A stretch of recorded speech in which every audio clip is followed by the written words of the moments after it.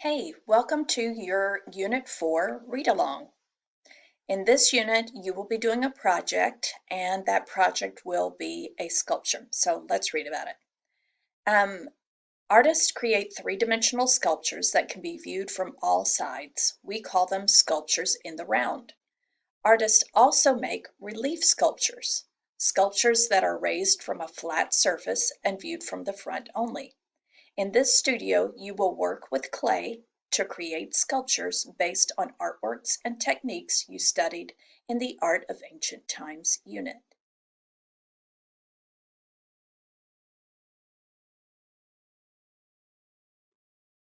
In this studio, you will make either an in-the-round sculpture or a relief sculpture, inspired by those created by the artists of ancient civilizations.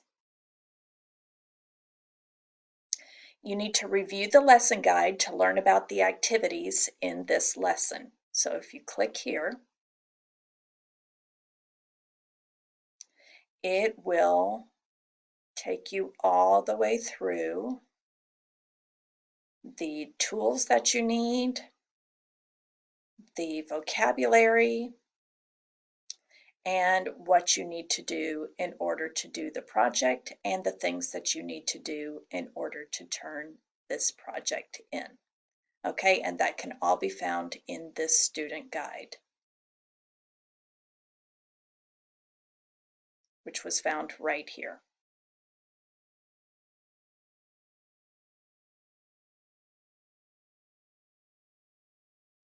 An in-the-round sculpture, freestanding forms meant to be seen from all sides.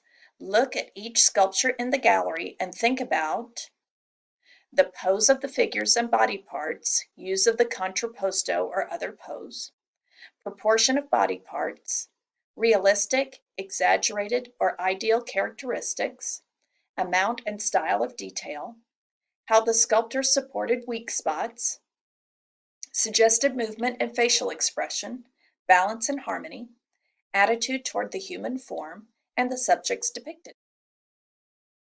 So, and you can do that by looking at the sculptures from Egypt and this Greek sculpture right here, and you can click through to see some examples.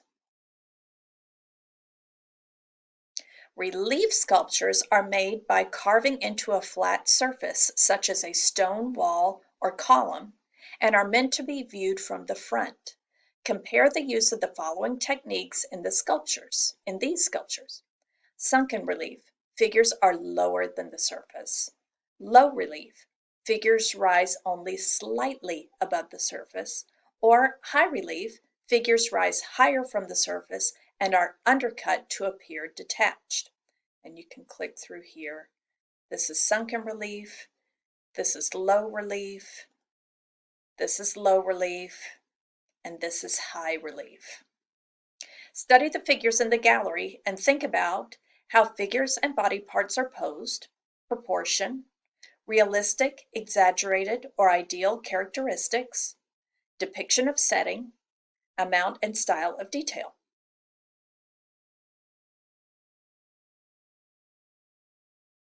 When artists make relief sculptures on stone, they use a subtractive process.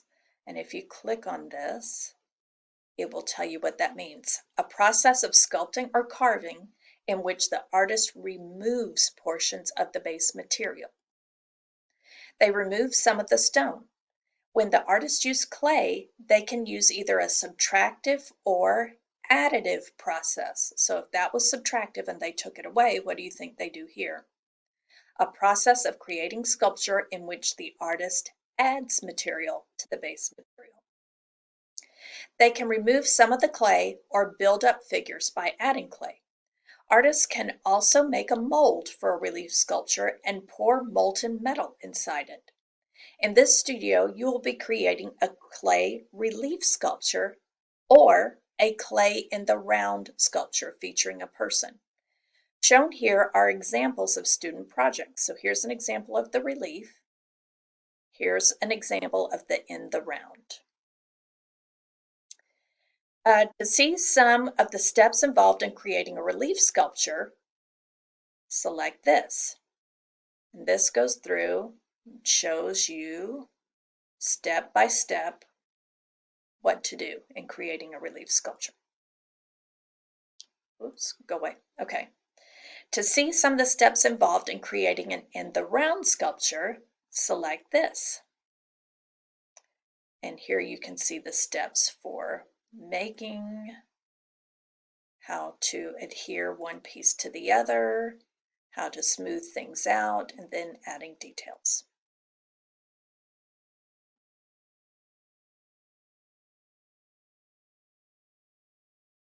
So in this section, it says that you've got 5 studios in which to create your in the round sculpture or your relief sculpture. You can continue working on your projects every day, and then you will submit them for grading. You will paint no, you do not have to paint. If you want to paint, you may, but you do not have to.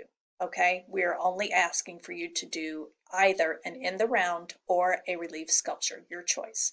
It also lists the materials that they believe that you will need. You might want to gather those before you start, and then things that are optional. Okay, these are things that you really need to have, and these are things that you might want to have.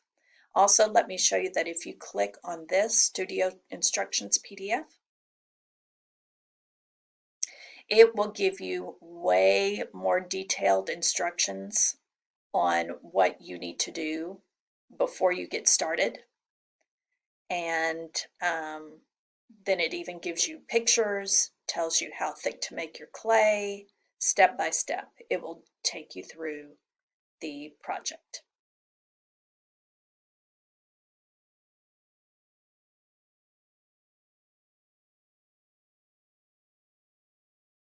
Okay, good luck with your project. If you have any questions, please talk to your team. Have a great day.